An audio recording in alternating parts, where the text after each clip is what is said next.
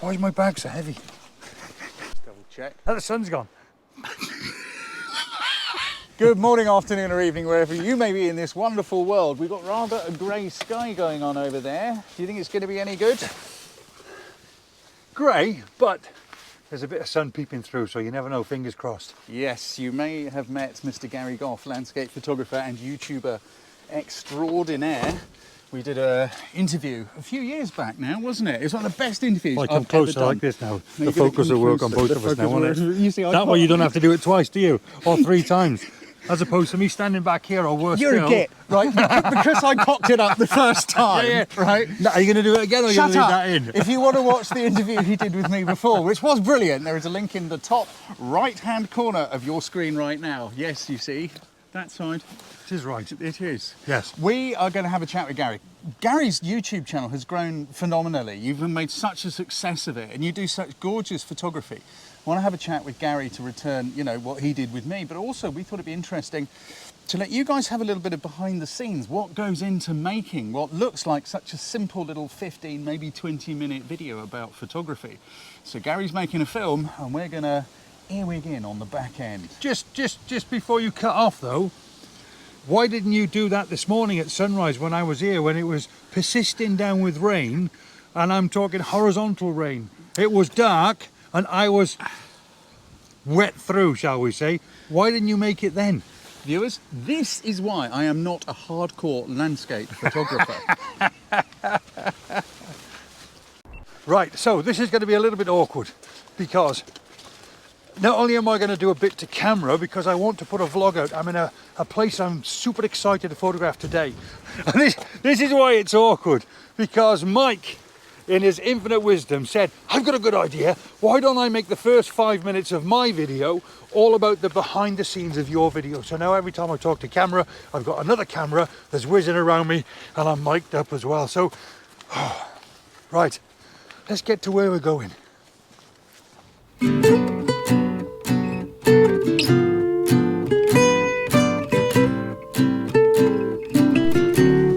Are we nearly there yet?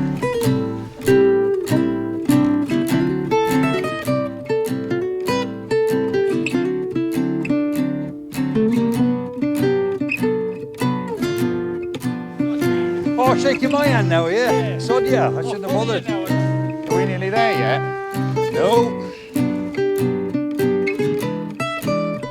Are we nearly there yet? No.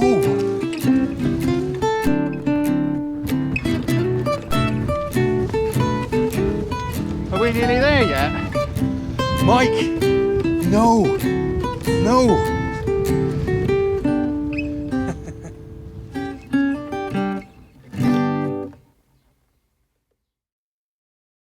I am super excited about trying my best to grab as many decent pictures from this location as I possibly can. Super excited. Look at that, Mike. That's on first impressions. Look how cool that is. I base so much on first impressions. That is just super. It's not just about the light, the dappled light coming through the canopy onto the floor. It's just, look at that. For some unknown reason, a lot of people struggle with woodland photography, and the reason for that is because they'll see pictures like here that photographers take. Yeah. Then they try and replicate it by going to their own woods where they might walk the dog. Woods that don't look anything like this. Yeah. And what I always tell people is, if you take boring woodland pictures, go to a better looking woodland. Photographers will get upset with themselves as well, and thinking that maybe they're not as good as other photographers. Let me give you an example. If this is your local area, the chances are you've been here 100 times. Over those 100 visits, you're bound to get a picture where all the stars align. You might come down here maybe only once in your life, maybe twice. And of course, if the conditions aren't right, then find the best location you want. It's never going to look as good as that person who's been here 100 times and has managed to nail it once. Everybody will arrive at the end of this path. Therefore, this is likely to be the shot that everybody, or certainly lazy photographers, will take. And you know what? It might even be the best shot here, but we don't know that until, or certainly I don't know that until I go off and exploring, because I want to try and make this my own area, Yeah. my area. Yeah. I want my shot to stand out from everybody else's. I'm out doing a video with this man here. It's Mike Browne. Damn. What's up? I switched it off earlier on when it was tipping down with rain. I forgot to switch it back on again. So you've just walked up the hill and haven't managed to capture. Yeah. Well, with these in the sunlight, well, I say sunlight, Yeah. it's just difficult to see. You can't on the see, top. they reflect, yeah. This is all part of the things that you don't get to see. You know, the ball ache of when you think you've got some really great stuff and then you realise there's no audio or some water got in something and it's all crackly. What makes it worse, I've done 2 bits to camera since then as well. I know you have.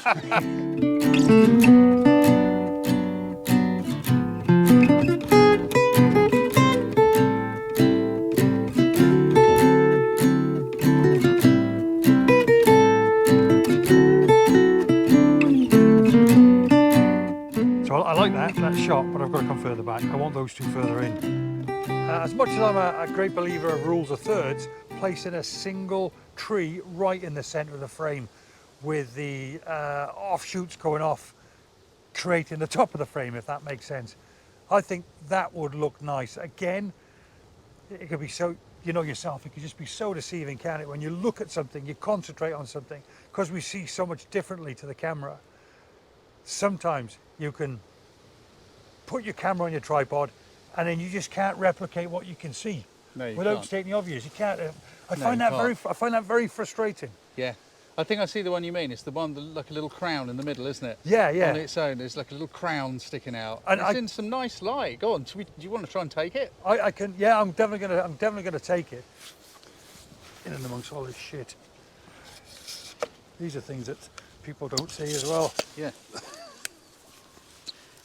This is probably position number 5. Yeah. So each time, so looking at a different shot, a different way of approaching it, a different way of doing the tutorial, and each time you've got to move the video camera, your camera, set up the shot, mess around, get the sound going. Yeah. Okay, Yeah. let's see what comes out of this one. Yeah. Let's do the mess around. You want that light to go in. Oh. As if by magic. Now, if you look at that on the back of that camera now, you see,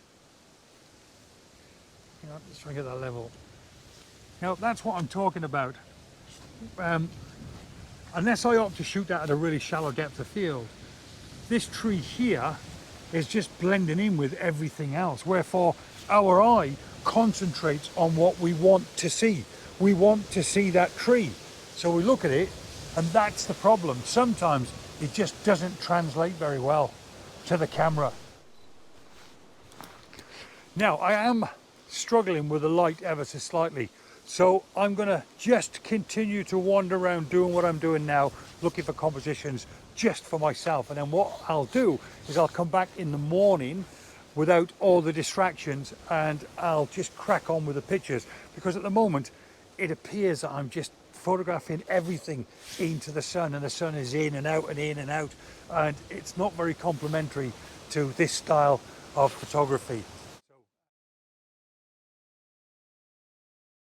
So a bit of a disaster last night. My vlogging camera fell out the van, just onto the floor. Now I bang this thing around all the time and it's never a problem, but I'm not sure if you can see on the back of the camera there, everything is fogged up. Everything. Yeah. And it won't focus. Really frustrating.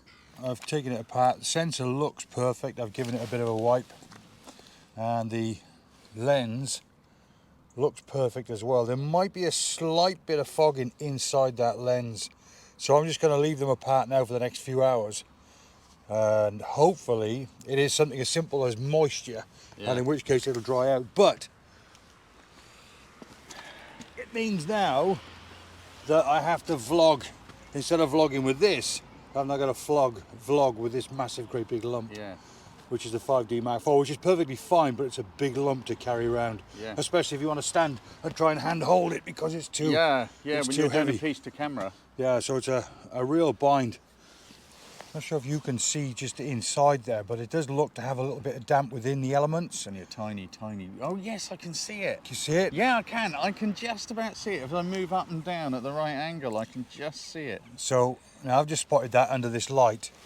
So fingers crossed it might dry and be perfectly fine. But that's not as a result of the drop. That's probably as a result of being left in the van overnight and it's maybe got a little bit damp or something. Yeah, or maybe a combination of them both.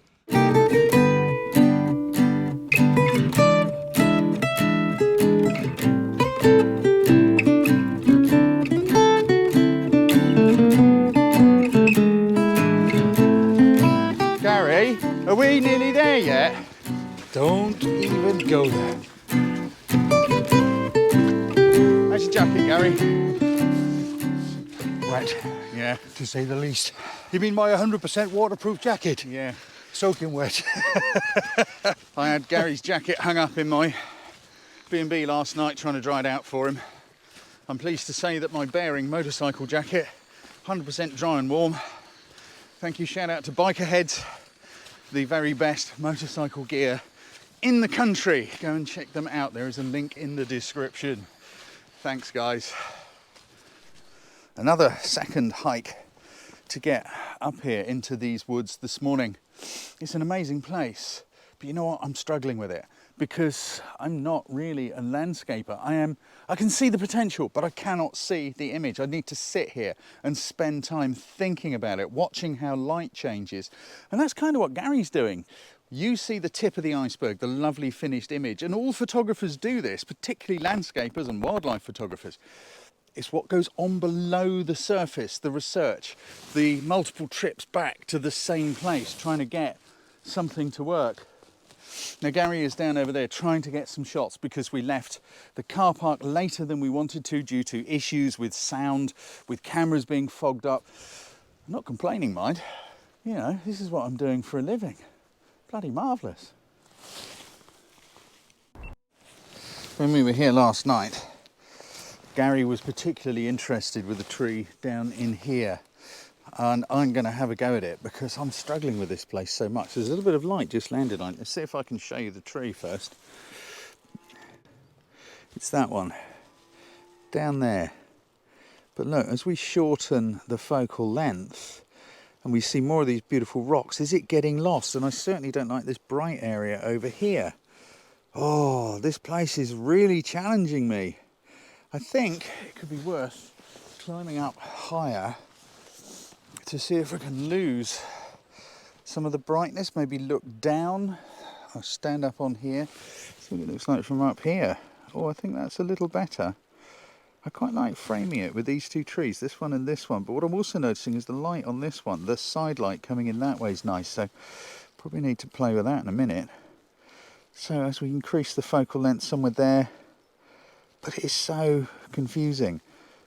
This is not my forte. I'm going to take a couple of shots and just see what happens. Let's go for the slightly wider one, framing it. I'm just going with what the light meter says, but I think, I don't know, it might be all right. Let's see, something like that. But to me, the thing which is interesting is just lost. So I'm going to come in tighter and see. Yeah, I don't know. I'm not feeling it. I'm really not. Let's try something else. There's some light just landing on the tree. I'm trying it from a different angle. I think it's going to be too bright. I think it's going to look horrible. I'm just going to take it quick in case the light goes. See those highlights, they're horrible. They're too bright. Now the light's dropping. Let me do another one. We've got a cow's arse just appeared in shot. Right, come on Browne, think, slow down. Let's turn the camera up the other way. Drop the exposure because of those highlights. In fact, let's make that exposure darker and see what happens. I don't know if that's good or not. It looks very dark on the histogram. Now the light's dropped massively. Take my exposure up a little bit. I don't know. Does this work? I quite like the darker one with the highlights where we drop the exposure and just expose more for the highlights. But how do you separate one thing out from this? You see, this is the thing. We're all experts and we're all beginners in all sorts of different areas within photography. This isn't the sort of photography that I normally do, and I'm struggling. I kind of like the way the light is blowing in from the left onto the side of the trees, but I'm still struggling. The light on them is certainly rather lovely, but again, there's all those highlights in the background and things. Histogram says it should work. So do we go wider and try and get some more of these rocks? Because I love the rocks. I think that, oh, I like that. So let's start with the wider low down one. I'm exposing, so my histogram says I'm just inside at both ends. So let's take that shot, make sure the camera's level, and go with the one with lots of rocks, because I like that. I'm getting happier. Let's do the one zoomed in a little more of just the 3 trees. And let's do one, including more sky, more tree, looking up a little more, but I think that bright sky is going to ruin it. I'm going to try one more with a bit more rock. Wider, wider, wider. This is what you do. Practice makes perfect. Gary! Right, I'm going to stop this one because we need to get our microphones going. We'll see how Gary's been getting on. It's really important to be able to control your camera, and once you've learnt how to do that, you've got that for the rest of your life. You don't ever need to think about it again, and that is what I am very, very good at teaching people. Come and have a look at my online masterclass in photography, which has so many 5-star reviews from so many photographers just like you. You can try 7 free lessons from that course by clicking the link in the top right corner of your screen right now. And I am now going to have a little bit of a masterclass of my own, because I want Gary just to talk me through how he is seeing these images. When I look down here, the light has just changed. There's much nicer light, great, but I'm not seeing the picture. So yeah, the light's much nicer now. Yeah. And I'm just looking around here. We've got 1, 2, 3, 4, 5, 6 trees. I like the rocks in the foreground. What? Talk to me. Look now. Look. Watch that light change. Look at that light change. How it killed it. It killed it straight away. Yeah, yeah. Well, let me just throw a couple of pointers at you, and these are pointers that I use when I'm in the woods. First of all, most photographers will tell you that it's about creating order in the chaos, and they're very right to say that. So you've got to try and create order in this chaos, or do the complete opposite. Photograph the chaos. Because we see around about 35 to 50 mil, and our peripheral vision now, we're getting an overall feel of what it looks like. And if we like what we see, then why not photograph what we see, i.e. 35, 50 mil, and capture all of this, because I like all of this. Odd numbers are great, so singles and threes, they're really good. And also frames, just look for natural frames within the woodland. And that's all I do. You know, are there any frames that we can zoom into? So where are your frames? What are you seeing? Well, here we've got this. Where is your chaos? We've got this gorgeous tree, so we could just isolate this one tree. This one on the left here. Just choose this one tree. Yeah. Now, we've got the tree leaning from right to left, so I probably place the tree on the bottom right-hand third so that the spans of, if that's a word, of branches will move into the frame on the left-hand side. Is this the sort of thing? And I like that. Something down there. Yeah, something along those lines. Okay. Again, it's not going to work at the moment because the sky is super bright and the lighting is really poor. Yeah. But just as an idea, that's the sort of frame that I would look at. What about, look, I've just widened it some more and brought in this rock. I can see it now. The tree and the rock. Yeah, perhaps that's maybe a little bit too much. Okay. So this following this branch up here, maybe chopping that down ever so slightly, losing a bit more of the sky from above So it. That's just it. kind of, yeah, something like that. Just pan it down a bit like that. So now we've got this tree as forming a frame, a natural frame. Okay. What I would do though, because this really winds me up, this is why even I'm struggling here a little bit. Let me explain. Is I want the bottom of the tree to be in the bottom right-hand third. The bottom there, so I need to lift the camera up. Yeah. But in doing that, we now lose part of the attraction of photographing here. Totally. Which is the stones and the rocks. Yeah, and even raising the camera up to put the tree on that lower right third like that. Yeah. It's better, but it's not. So it's a challenge. It is a challenge, and it's because the light's not right. Yeah, and it's not. This is, of course, always part of the key. And unfortunately, it's really not helping people that what we're showing them isn't very nice in terms of light. But it is useful because they're looking at this and going, okay, so now we can see that light. We know that's not the light to go and do it in. Sure, absolutely. So don't even go. We're saving you a trip, guys. Yeah. Okay. Sometimes So- dappled light But is within nice. what we've got, this would be your main focal point within the image. Yes. Okay. Now, I might see it and I might think that looks really nice. When I look at it in the cold light of day, very often I'll look at it and think, Oh, yeah. what on earth, you know, or technically I've got it right, but Yeah. it's just not a good enough picture. I totally get what you're saying. You will frequently come back and look at it on the desk, something you're excited about in the back of the camera, and then you Sure. get back into the studio, the office, and you go, nah.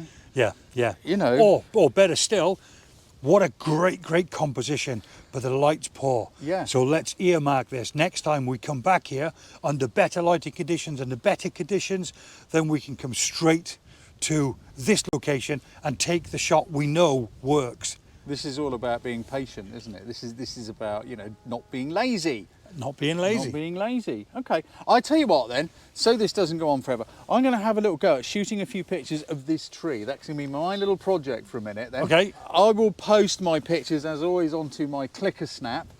There is a link in the description below, and I will also look forward to seeing Gary's pictures. And if they're from- rubbish, don't blame me. Yeah. But I also look forward to seeing Gary's pictures from, you know, when you finish this shoot, when I've gone away and left you in peace so you can concentrate. Sure. Cheers, pal. No problem It's been at all. an honour and a privilege. My pleasure. Great stuff. So, guys, please like, share and subscribe to the channel because you'll help me make some more videos. And don't forget, all that stuff about understanding the camera, I can help you do that really quickly and easily.